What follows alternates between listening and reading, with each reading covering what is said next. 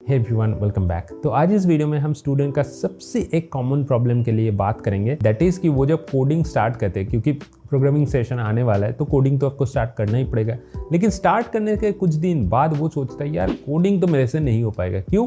Because they are not able to solve a single question. Even school level, basic level, easy level question भी उनसे solve नहीं हो रहा है। And इसी फ्रस्ट्रेशन की वजह से majority of the students just give up their placement preparation. तो ऐसी चीज़ अगर आपके साथ भी हो रहा है तो कैसे आपको स्टार्ट करना है, कैसे आपको प्रोग्रामिंग लॉजिक बिल्ड करना है, एंड कैसे अगर आप एक बिगिनर कोडर हो तो कैसे कोडिंग स्टार्ट करना है फॉर द प्लेसमेंट, इसके लिए हम डिटेल में इस वीडियो में बात करेंगे। The first thing is which is very very common to among all students कि उनका कंसेप्ट ठीक से समझ में नहीं आ रहा हो। पहले देखो भाई, तुमको डीएसए सीखना है, उसके बाद ही जाके डीएसए सॉल्व करना है। अगर आप एक दो वीडियो देख के सोचा कि यार मैंने तो एरे सीख लिया, लिंक लिस्ट सीख लिया, स्ट्रिंग सीख लिया, चलो इसको प्रैक्टिस करते हैं, इसका क्वेश्चन अपने पकड़ लिया, लीड कोड का एक माइक्रोसॉफ्ट वाली क्वेश्चन, अमेजन वाली क्वेश्चन, एडोबी वाली क्वेश्चन, यार वो तो मीडियम हार्ड लेवल जैसे क्वेश्चन हो गए, तो कैसे आप सॉल्व कर पाओगे? इवन इजी लेवल क्वेश्चन भी आप सॉल्व नहीं कर पाओगे अगर आपके पास डीएसए की बेसिक नॉलेज नहीं है। तो इसीलिए पहले आप डीएसए सीखो। अगर आपको एक हफ्ता लगता है किसी डीएसए टॉपिक को फिनिश करने में,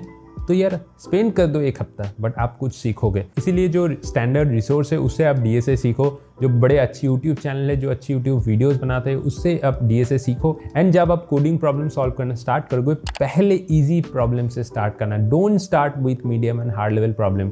आप कितना भी, आप एक महीने मेहनत करके भी एक डीएसए वाली कॉन्सेप्ट सीख लिया, उसके बाद आप सोचोगे यार मैंने तो पूरा चीज सीख लिया, कोई भी क्वेश्चन मैं सॉल्व कर पाऊंगा, यू आर एब्सोल्युटली रॉन्ग। आप एक भी क्वेश्चन सॉल्व नहीं कर पाओगे unless you try to finish your easy problem first. पहले इजी से स्टार्ट करो, 1 2 3 4 करके 10 20 इजी प्रॉब्लम भी कर दो।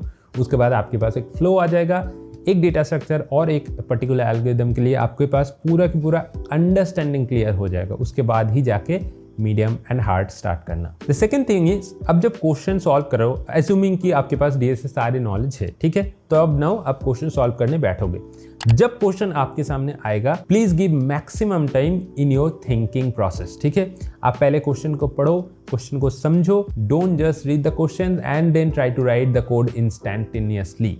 ऐसा बिल्कुल मत करना, क्योंकि इसके लिए आपका टाइम वेस्ट हो जाएगा। क्योंकि कोड आप कितना लिखोगे, आपके पास अगर सॉल्यूशन नहीं रेडी है तो आप कितना कोड लिखोगे। एक टाइम के बाद आप सोचोगे यार क्या करूँ, इसके बाद क्या लिखूँ, क्योंकि यार सॉल्यूशन तो आपके पास रेडी नहीं। You should not right a single line of code until and unless आपके पास एक वर्किंग सॉल्यूशन है। इवन ब्रूट फोर्स सॉल्यूशन भी है, वो काफ़ी है, लेकिन वो सॉल्यूशन अगर आपके पास नहीं है तो don't try to write any line of code. And उसके लिए क्वेश्चन को आपको ध्यान से पढ़ना है। क्वेश्चन थोड़ा ज़्यादा लंबा हो सकता है, तो इसीलिए क्वेश्चन को बार बार रिपीट करके पढ़ो। कुछ क्वेश्चन में स्टोरी होता है, स्टोरी को समझने के लिए आपको क्वेश्चन बार बार पढ़ना है। 2 3 4 बार क्वेश्चन पढ़ो, क्वेश्चन के अंदर ही सॉल्यूशन है। क्वेश्चन को पढ़ने के बाद आपको पूरा चीज क्लियर हो जाएगा कि एक्चुअल क्या पूछा गया इसी क्वेश्चन से। कोड लिखने में आपको 5 से 10 मिनट लगता है, मैक्सिमम 10 मिनट। मैंने बहुत ज़्यादा बोल दिया।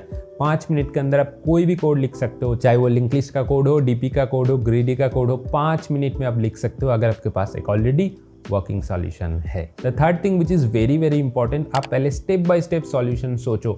आपके पास अगर कोई क्वेश्चन है, आप पहले ही, आप अगर एक बिगिनर कोडर हो तो इवन एडवांस लेवल कोडर भी ऐसा पहले नहीं कर सकते कि उनके पास एक वर्किंग ऑप्टिमल सॉल्यूशन है। तो आप पहले ब्रूट फोर्स सॉल्यूशन सोचो। अब ब्रूट फोर्स सॉल्यूशन सबको इजीली पता चल जाएगा अगर आप क्वेश्चन ध्यान से पढ़ोगे। क्वेश्चन में क्या पूछा गया वो अगर आप ठीक से समझ पाओगे तो यार आपके पास brute force, at least working brute force solution easily ready हो जाएगा। तो उसका कॉम्प्लेक्सिटी चाहे n स्क्वायर हो सकता है, n क्यूब हो सकता है, 2 to the power n भी हो सकता है, बट फिर भी ब्रूट फोर्स सॉल्यूशन लिखो। ठीक है, चाहे लंबा टेस्ट केसेस में वो फेल भी कर जाए, लेकिन ब्रूट फोर्स सॉल्यूशन आपके पास रेडी होना चाहिए। उसके बाद don't just right code at this point. आप पहले एक पेन एंड पेपर लो, उसके बाद ब्रूट फोर्स सॉल्यूशन आप खुद कर लो। At least try to visualise the brute force solution. उसके बाद जाके आपको धीरे धीरे पता चल जाएगा कि कौन सी जगह पे आपको इंप्रूव करना है। आपको देखना है कोड की कौन सी एरिया पे ज्यादा टाइम कॉम्प्लेक्सिटी लग रहा है। अगर आपके कोड में 2-3 लूप है तो दैट मीन्स ये लूप आपके लिए टाइम बहुत ज्यादा ले रहा है, तो आपको लूप को हटाना है।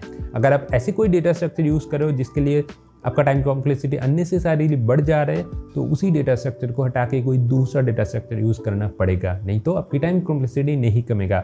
उसके बाद अगर टाइम कॉम्प्लेक्सिटी सेम है, आपको स्पेस कमाना है, तो कोई और डेटा स्ट्रक्चर यूज करना होगा। तो ऐसे करके छोटा छोटा करके प्रॉब्लम को डिवाइड करो। एकदम पहले से ही ऑप्टिमाइज सॉल्यूशन आपको नहीं आएगा, ये मैं आपको लिख के दे सकता हूँ। एंड इंटरव्यू में भी आपको इंटरव्यूअर ऐसा ही टेस्ट करेगा। अगर आपके पास कोई भी क्वेश्चन है, चाहे वो मीडियम हो, इजी हो, हार्ड हो, कुछ भी क्वेश्चन है, if interviewer ask any question, आपको पहले से ही एक वर्किंग ऑप्टिमाइज सॉल्यूशन नहीं बताना है। पहले आपको ब्रूट फोर्स सॉल्यूशन बताना है। इसके बाद धीरे धीरे आपको एक प्रॉब्लम को थोड़ा थोड़ा करके डिवाइड करना है कि this is my working brute force solution. इसके बाद हम इसको इंप्रूव करेंगे थोड़ा टाइम कॉम्प्लेक्सिटी के लिए, then you come up with another solution. इसके बाद थोड़ा हम स्पेस को इंप्रूव करके एक नया सॉल्यूशन निकालें and that will be my optimal solution.